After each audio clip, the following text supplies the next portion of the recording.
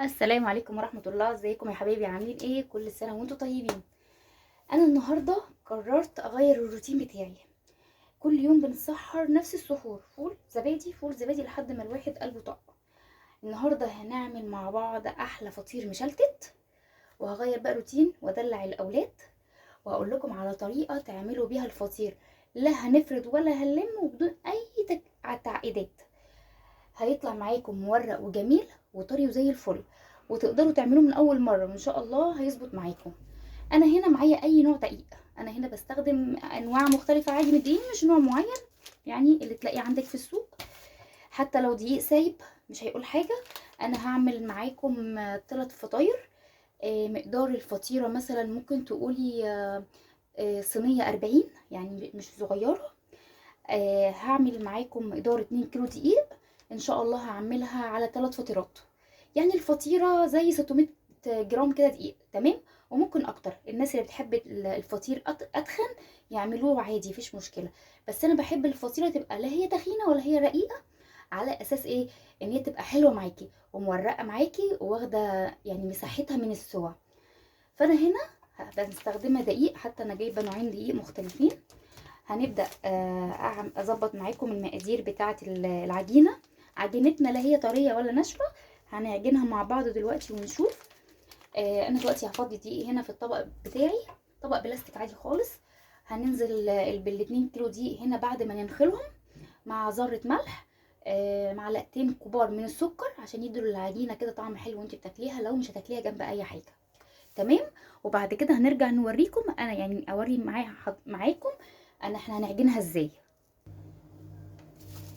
وانا عايزه اقول لكم على حاجه، انا بدايه ما بدات اعرف اعمل الفطير المشلتت، انا ما اتعلمتوش من حد، بالعكس انا جربت زي اي حد، ولقيته من اول مره بالطريقه اللي انا هوريها لكم دي نجح معايا جدا. يعني تقدر اي بنوته جديده، بنوتاتي الصغننين اللي هم لسه بيدخلوا المطبخ جديد، يقدروا يعملوها. هيلاقوا نفسهم بيعملوها بكل سلاسه، ما فيهاش اي تعقيدات، ولا نقعد بقى نفرد ولا هنلم ولا اي حاجه من الكلام ده كله. هو بس اتبعي اللي انا هعمله هيطلع معاكي مورق وجميل. بصوا يا جماعه اهو، انا بحط كده ال2 كيلو كلهم.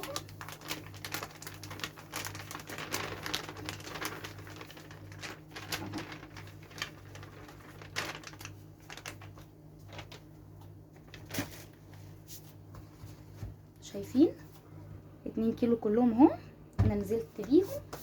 وهعمل ايه دلوقتي؟ هروح جايبه السكر، ننزل بمعلقتين سكر حلوين كده، علشان زي ما قلنا نخلي العجينه طعمها جميل. انا كده في المرحله دي ضفت السكر وذره الملح اهو. نبدا بقى نقلب كده عشان السكر يتداخل. طبعا انتوا شايفين انا في المرحله دي نخلت الدقيق، هتلاقوه كده مليان هوا. لازم تنخلي الدقيق كويس عشان لو في اي حاجه تطلع معاكي، ميبقاش في اي شوائب ولا اي حاجه من اللي احنا مش عايزينها في قلب العجينه، متظهرش معايا في الفطيره بتاعتنا. تمام. خلاص كده المقدار الدقيق بتاعي جاهز، مش محتاج اي حاجه تاني اعملها. احنا بنستخدم ميه عاديه جدا من الحنفيه. مقدار قد ايه ميه؟ لا انا مقدرش احدد. احنا هننزل بالميه دي تدريجي على العجينه، نبدا نلمها تتلم، نبدا نلمها كمان بحبه ميه لحد ما يبقى قوامها متماسك وطري. مش عايزين اكتر من كده، لا ملزقه ولا ناشفه. تمام.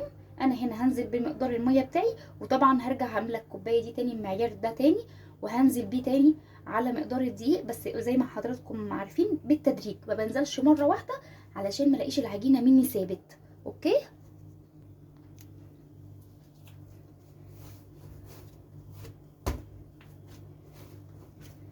احنا في المرحله دي بنعجن كويس جدا، تقدري تعجني فيها مش اقل من نص ساعه.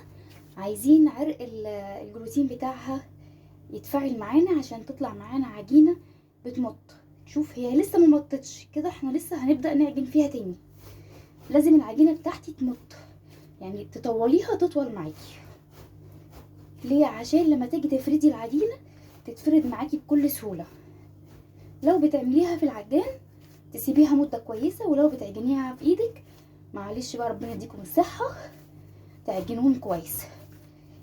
العجينه كل ما تعجنيها كويس جدا كل ما تاخدي تيست حلو جدا خطير.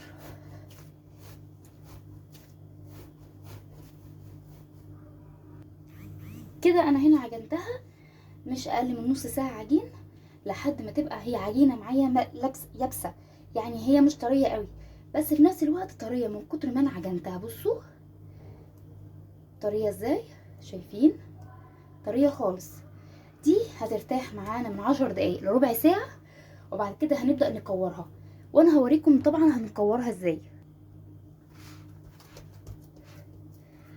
كده هي هنا جاهزه جدا ان انا اسيبها هذه ترتاح. شايفين يا جماعه اهو، ده بقى منظرها النهائي، عجينه طريه وفي نفس الوقت ماسكه، يعني متماسكه. هسيبها ترتاح بقى ربع ساعه واجهز معاكم الزبده اللي احنا هنفرد بيها. طبعا اي نوع زبده زي ما احنا متفقين مع بعض في اي مره انا بطلع معاكم اعمل اي معجنات، ان احنا الزبده دي حريه شخصيه. بس نصيحه مني، الفطير المشلتت الزبده بتاعته لازم تبقى بلدي، بلدي او نيوزيلندي، علشان مثلا تديكي تست الريحه البلدي، تحبي تاكلي قطعه الفطيره كده وانتي مستمتعه. تمام؟ فمعلش يعني اللي ما عندوش زبده بلدي، عندك مثلا قشطه في البيت، تمام، اضربي القشطه شويه لحد ما تتحول معاكي زبده بلدي، سيحيها واعملي بيها الفطير. عندك نيوزيلندي، تمام، مفيش مشكله. الناس اللي ما بتحبش الزبده البلدي او يقولك لا انا بحب استخدم اي زبده انا بعتمدها، تمام، شغال، دي حريه شخصيه زي ما احنا متفقين. انا هنا جبت صينيتي، اي صينيه عندكم تقدروا تقطعوا عليها العجين، مفيش اي مشكله. انا عندي صينيه زي دي كده، العجينه عندي ارتاحت حوالي 10 دقايق، وهي طبعا بترتاح اثناء ما احنا شغالين، وبرده هنقطعها ونسيبها ترتاح برده.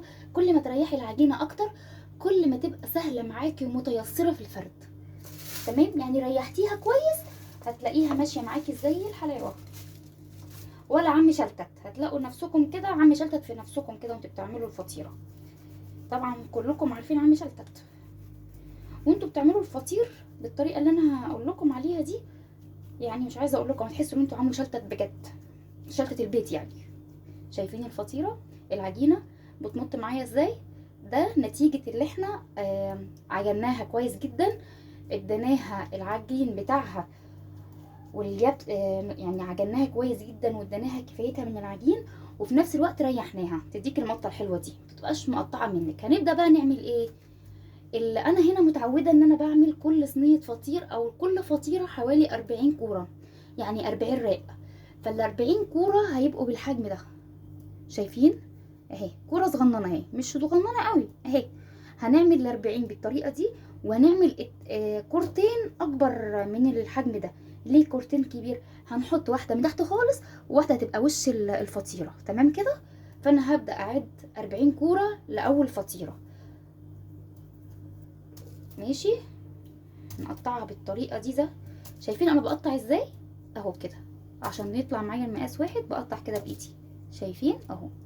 تطلع الكوره بنفس السمك، وبعد كده بكورها بالطريقه دي اهو، تطلع معايا كوره حلوه دي بالشكل اللي انتوا شايفينه ده. ببدا بقى ايه، احطها كده واعمل 40 كوره بالمنظر ده، واتنين زياده يعني 42. الاتنين الزياده دول بعملهم حجم اكبر او ضعف الكوره اللي انا بعملها المعتاده.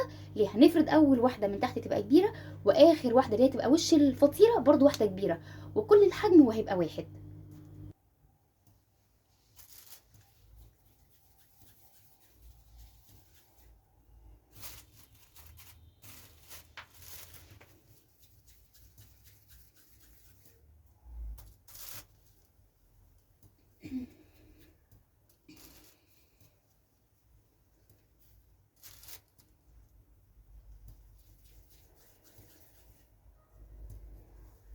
انا كده خلصت كل الكميه اللي عندي كلها، كورتها بالشكل ده.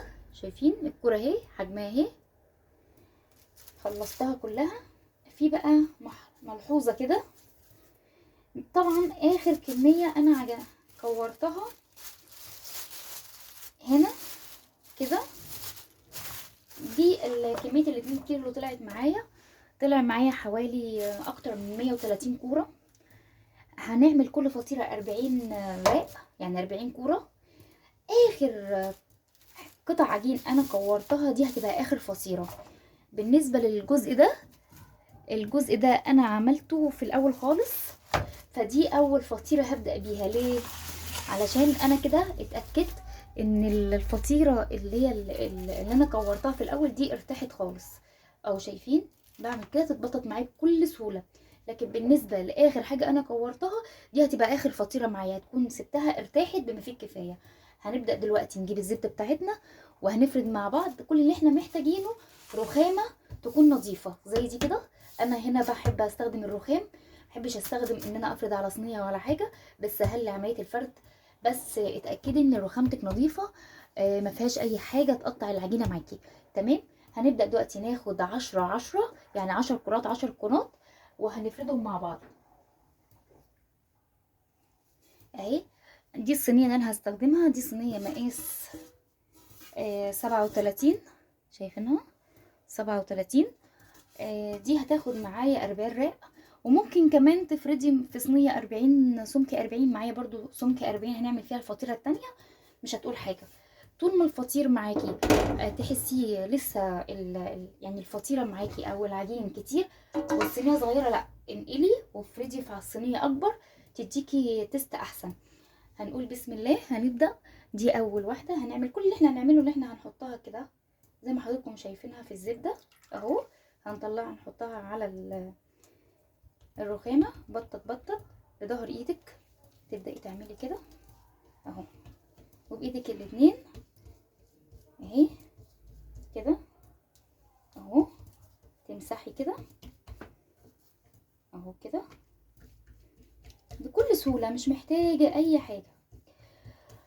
بصوا يا جماعه، كل ما تدوا للعجينه فتره راحه اكتر، هتلاقيها معاكي بتتفرد ومش بتتقطع، عكس ما تستعجلي على العجينه في كل حاجه اهي.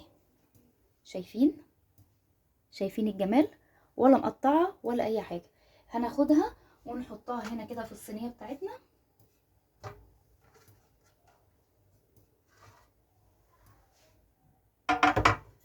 اهي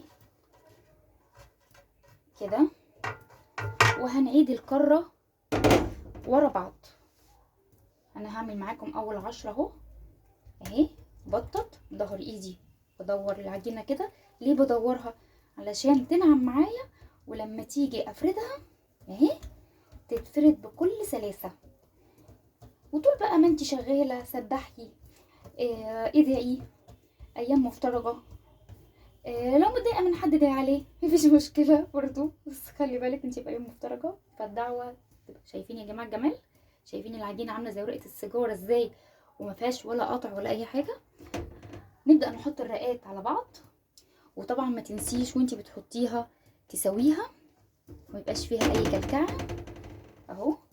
وادي تالت كورة، ونبدأ برضو نعمل كده. الحركة دي مهمة جدا، تخليلك العجينة بتاعتك معاكي سلسة وما تتقطعش وتنعم معاكي خالص. يعني انت لو فيها حتة كلكوعة عجين انت مش عجناها كويس، هتلاقي اللي هي اندمجت مع العجينة وطلعت بكل سلاسة. وخلي بالكم لو اتقطعت منكم وانتوا بتعملوها مفيش مشكلة عادي، مش هيحصل لها حاجة، بس حاولوا ايه يعني قطع على قد ما يمكن اهو زي ده كده، مش هيزعلني برضو بالظبط كده. شايفين؟ مادام العجينة مرتاحة تقدري تشتغلي فيها بسرعة. وعايزة اقول لكم ان الفطيرة الواحدة لو انتوا هتعتمدوا الطريقة دي بجد والله انا مش ببالغ، ما بتاخدش معايا ربع ساعة اهو.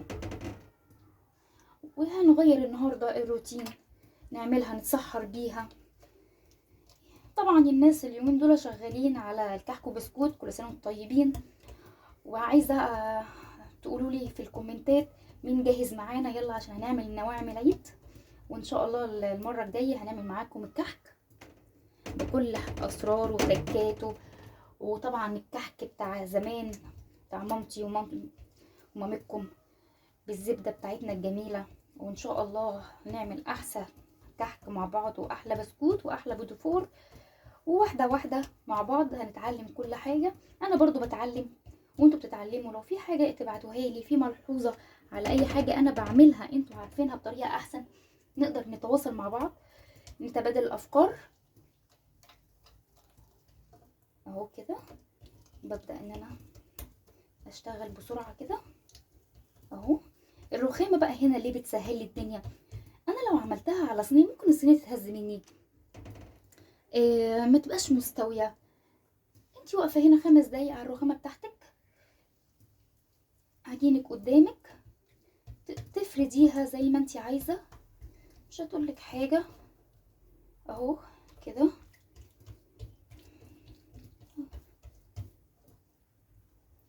اهو. هنحط ال10 رقات فوق بعض.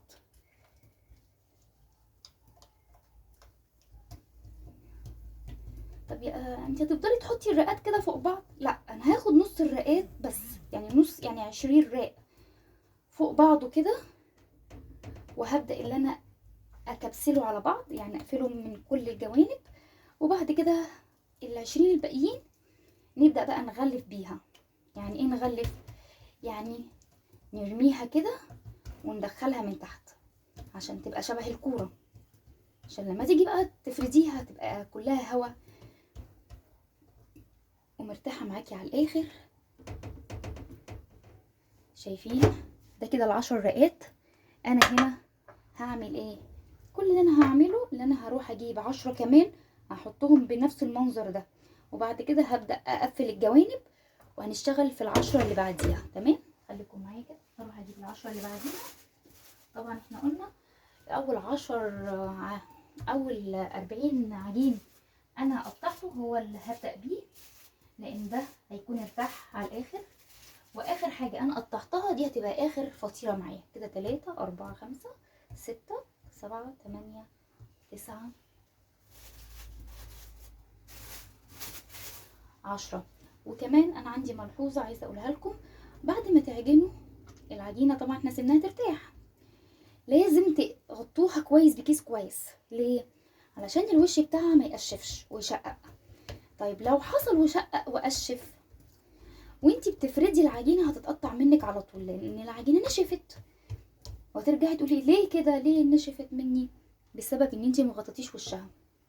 وبرده في الكور، انا الكور اللي انا بقطعها بروح مغطياها على طول، ما بستناش، عشان ما تقشفش مني وتشقق وتضايقني في الفرد. انا هو بفرد بكل سلاسه ومش تعبانه في الفرد ولا اي حاجه.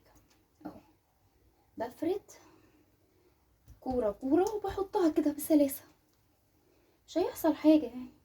مش لازم نقعد نفرد العجين مره واحده ونتني مره واحده، ليه الفرد والكشكشه وتغلبي نفسك.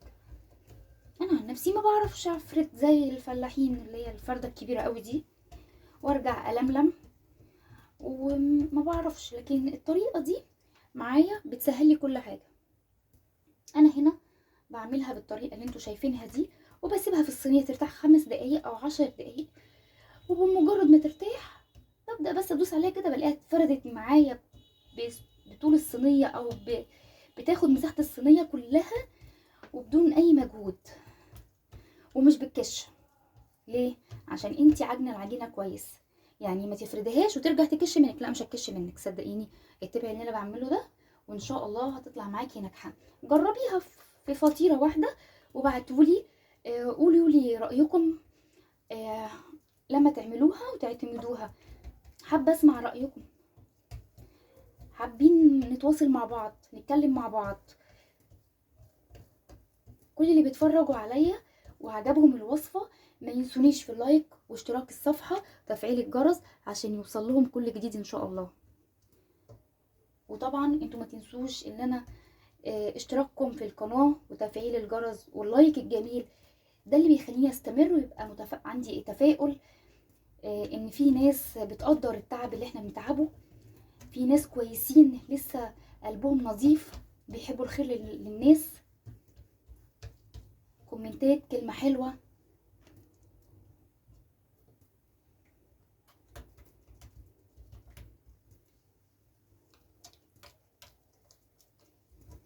وان شاء الله يبقى فيه جزء تاني للفطير هنحشيه معاكم نوتيلا وهنحشيه كمان بالمكسرات الفطير ده، وبنفس الطريقة كده، وهتطلع معاكم احلى فطيرة مشلتتة محشية. بس النهاردة ان شاء الله احنا هنعملها سادة لزوم السحور بقى. كل سنة وانتم طيبين. نتسحر كده فطير مشلتت، وربنا يسترها بعد ما ناكل الفطير المشلتت والكحك والبسكوت. طبعا الدايت خليه بعد العيد عشان نضحك على بعض. اي حد عايز يعمل دايت بعد العيد ان شاء الله.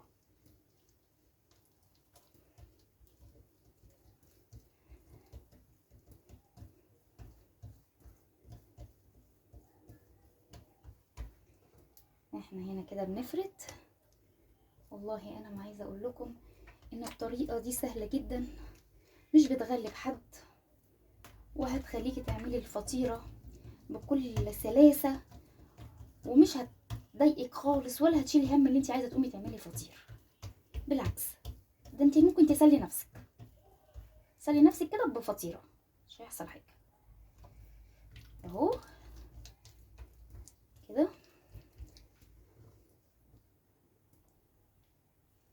اهو. ده كده كل الفطير والرقات اللي كانت عندي. كل اللي احنا هنعمله اهو بكل سلاسه، بنبدا نتني الحروف على بعضيها. اهو شايفين انا بعمل ايه؟ بتني بس كده بدون اي غلب. محدش قالك تنقلي العجينه من مكانها ولا تطلعيها من مطرحها ولا اي حاجه. اهي هي اصلا شايفين مخلوقه على خلق اهي، تتخلع معاكي اهو. شايفين انا كده كبسلتها، يعني دخلتها ببعضيها دول كده. شايفين الهوا؟ شايفين يا جماعه الهوا ده يدل ان العجين معاكي ناجح، وان شاء الله الفطيره هتطلع معاكم مورقه وزي الفل. ده كده اول 20 راقه. ال20 راق اللي جاي من بعده هوريكم هنعمل ايه فيها. هروح اجيب العشرة التالتة.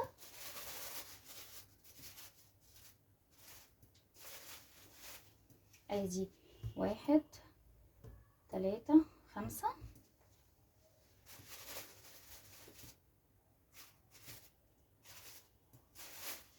وادي العشرة التالتة، يعني 30 اهو. بنفس التكنيك اللي احنا شغالين بيه، بطاطي دايره كده، ونبدا نفرد بكل سلاسه اهو. احنا مش عايزين نفرد فرده كبيره، يعني ما تفردهاش قوي، على قد الكوره اللي انت عاملاها في الصينيه دي، تمام؟ على قد الكوره بتاعت الصينيه. وهنروح عاملين ايه؟ هنروح جايين كده. انا هنا حطيتها على وش الصينيه اهي، شايفين اهي معايا. هروح حطاها على العجين اللي كان معايا، وابدا بقى ادخل الحروف كده. شايفين اهي دخلت بكل سلاسه اهي. ال10 رقات او ال20 راق اللي انا هعملهم بنفس الطريقه دي. هحط وادخل الحروف، بس مش محتاجه اكتر من كده.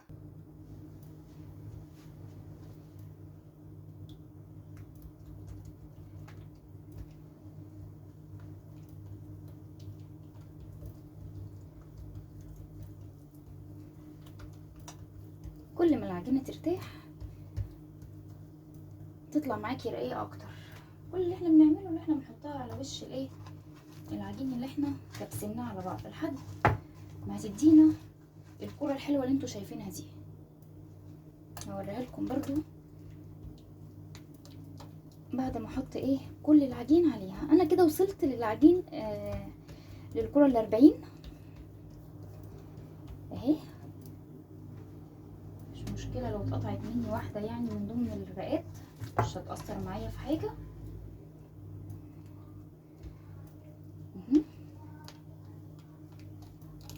طبعا انتوا عرفتوا خلاص ليه احنا بعمل الدايره دي، عشان تطلع العجينه معايا ناعمه، تتفرد، تطلع معايا على شكل دايره، ما فيهاش اي قطع ولا اي حاجه اهي. بتتفرد معايا، يعني انا بشوف الرخامه من العجينه والله اهي.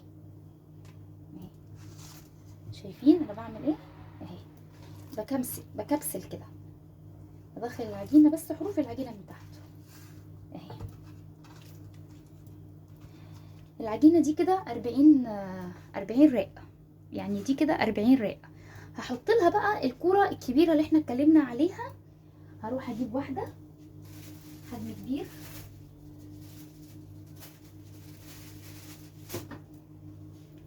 ليه بقى؟ عشان اغلف بيها وش الصينيه، واحاول وانا بعملها بقدر الامكان ما اقطعهاش، عشان دي هتبقى وش الايه، الفطيره.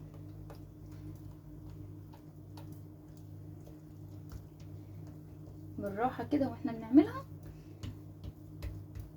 عشان ما تتقطعش مني، عشان تطلع الفطيره معانا شكلها حلو والوش بتاعها سليم اهي. شايفين اهي اهي، بحطها كده على العجين اهو اهي. لو في اي زياده مفيش مشكله، بندخلها من تحت اهي كده. تمام تمام اهي كده. احنا في المرحله دي خلصنا اول فطيره. طيب المفروض نعمل ايه؟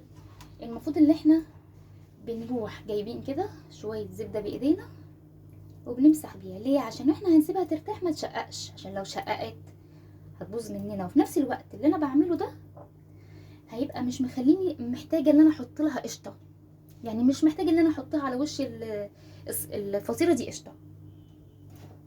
هي كده اخدت الزبده بتاعتها، هنسيبها ترتاح 10 دقايق وهنفردها مع بعض. دلوقتي احنا سيبنا الفطيره الاولانيه بترتاح وشغلنا الفرن على درجه حراره 200 او 250، يعني اعلى درجه. هنسيبه يسخن جامد عشان الفطير ما يحبش النار الهاديه. لو عملتيه على نار هاديه تلاقيه اتصفط منك وطلع ناشف. لازم الفطير تاخديه على الحامي، يعني على السخن. معانا الصينيه اللي هنعمل فيها الفطيره التانية اهي، صينيه كبيره مقاس 40 اهي. دي هنا معايا مقاس 40، هنعمل فيها الفطيره التانية. دي ممكن تاخد معانا من 40 ل 45 رق. هنعملها بنفس التكنيك اللي احنا اشتغلنا فيه في الفطيره الاولانيه. انا هنا اشتغلت في 12 رق، في 20 رق زي ما انتوا شايفين كده، وتنتها من الحروف لحد ما ايه، ظبطتها كده لحد ما بقت كوره معايا اهي شكل دايره. هنبدا بقى نشتغل في في ال20 التانيين، وبرده هنروح حاطين وندخل حروف كل راء من تحت لحد ما نخلص ال45 راء. انا كده خلصت بقى الصينيه التانية اهو. ده كده الفطيره التانية. هنعمل ايه؟ زي ما عملنا المره اللي فاتت، هنجيب شويه زبده على الوش كده نعملها كده بايدينا، وطبعا هنسيبها ترتاح علشان واحنا بنفردها تتفرد. في المرحله دي الفطيره الاولى ارتاحت، هنجيبها مع بعض عشان نبططها عشان تدخل الفرن.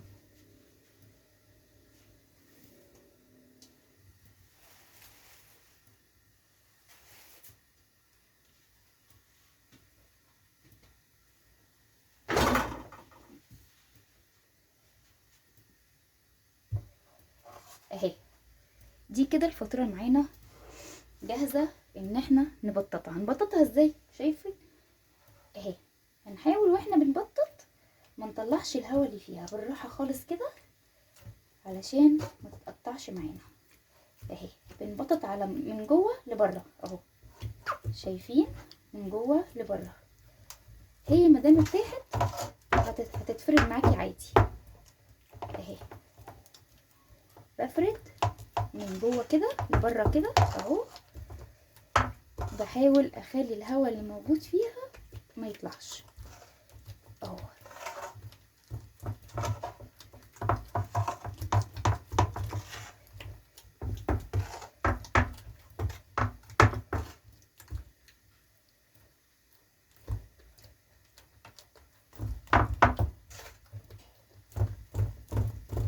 شايفين الهواء؟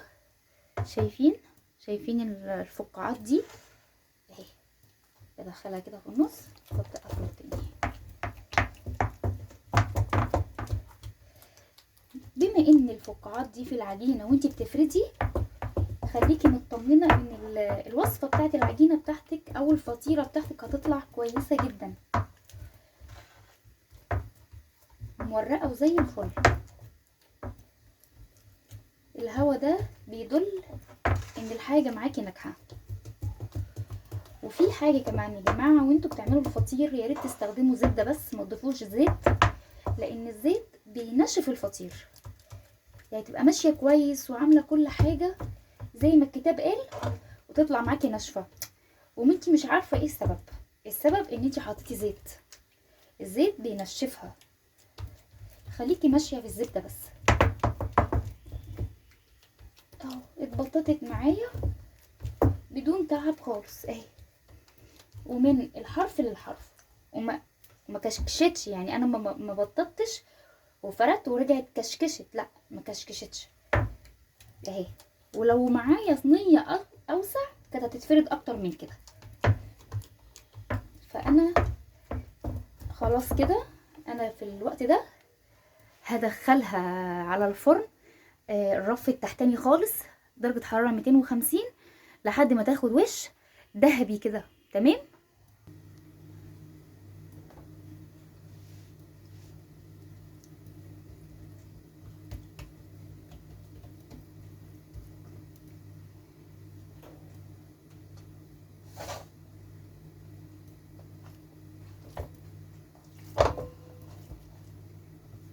خلاص كده قربت اخلص الفطيره الثالثه بنفس الشكل اللي احنا كنا عاملين بيه الاولى والتانية، ما غيرتش حاجه، نفس الطريقه اهي بفرد. انا عايزه اقول لكم ان الفطيره اللي انا دخلتها الفرن ريحتها واصله لاخر الشارع،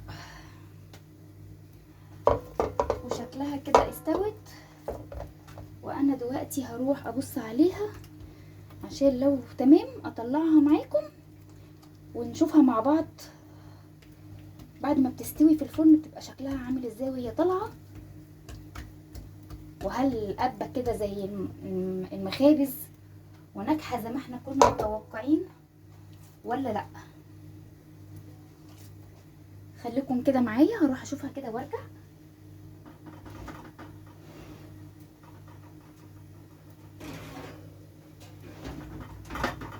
لا الكلام هنا عدى الجمال. شايفين الجمال؟ شايفين منفوخه ازاي يا ولاد؟ شايفين يا حبايبي؟ شايفين الفطيره منفوخه ازاي وهشه خالص ازاي؟ والله انا ما عارفه اوريكم، يعني الفيديو ده ظالمها، كان نفسي اوريها لكم على الطبيعه كده. شايفين منفوشه ازاي؟ شايفين النفشه؟ شايفين التوريق وعاليه ازاي؟ شايفين يا حبايبي؟ دي بقى لما تبرد مش عايزه اقول لكم هتبقى طريه ومورقه وتحفه. بألف هنا وشفا للي هيعتمد الوصفه، وبألف هنا وشفا للي هياكلها. اللي حب الفيديو ما ينسانيش في اللايك والشير كتير، اشتراك القناه، دعمكم يهمني جدا. كومنت لطيف لو في حاجه عجبتكم، لو في اي تعليق اتواصلوا معايا. ايه رايكم؟ عايزه اسمع اراء، يعني كلام جميل يشجعني. انا دلوقتي هسيبها ترتاح وهوريكم مع بعض برضو التوريقه بتاعتها هتبقى عامله ازاي. انا هنا كده هحطها ترتاح.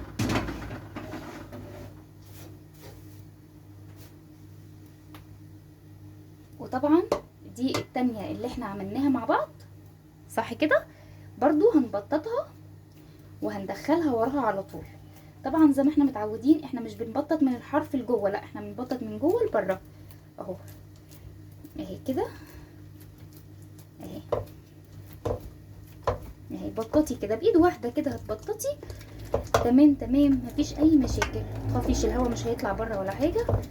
الفطيره متماسكه، اي هوا دخليه كده في النص وابدأي بططي تاني. اهي انا بدخل الهوا بتاعي عشان العجين معايا ما يطقش اهو. شايفين لما سبتها ترتاح اتبططت معايا بكل سلاسه اهي. اقل من ساعه عملنا فيها 3 فطيرات، ولا نشتريها من بره ولا ندفع كل المبالغ اللي بندفعها في الفطير المشلتت. ليه يبقى الحاجه نفسنا فيها وما نعرفش نعملها؟ لا هنعملها وباسهل طريقه، ومش هنغلب نفسنا خالص، ومش هنعتمد طرق صعبه، طريقه سهله خالص. ممكن البنات الصغننين حبايب قلبي اللي لسه اول مره يدخلوا المطابخ واللي لسه بيتعلموا يقدروا يعملوا الفطير اهي بكل حركاته وتكاته، تطلع معاكي جميله وتفاجئي ماما وبابا.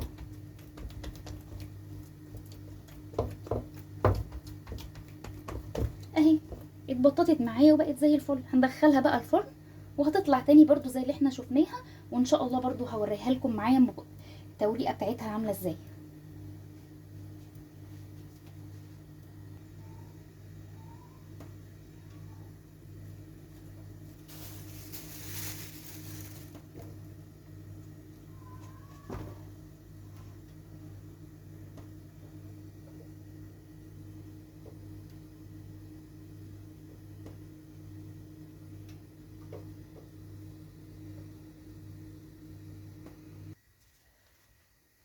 كده انا خلصت التالتة، هندخلها الفرن. هطلع التانية من الفرن دلوقتي زمانها استوت.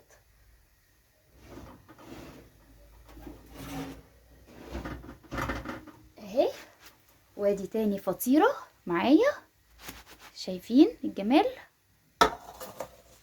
هندخل التالتة.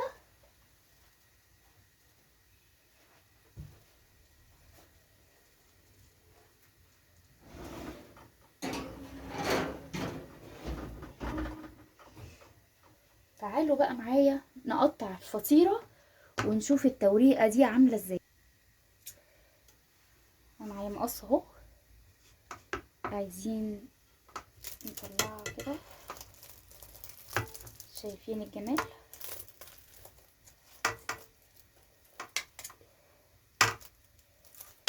اقصها بس كده حتة صغيرة، هي كانت لازم تبرد بس انا ايه هقصها معاكم يعني دوبك اللي هي هديت، بس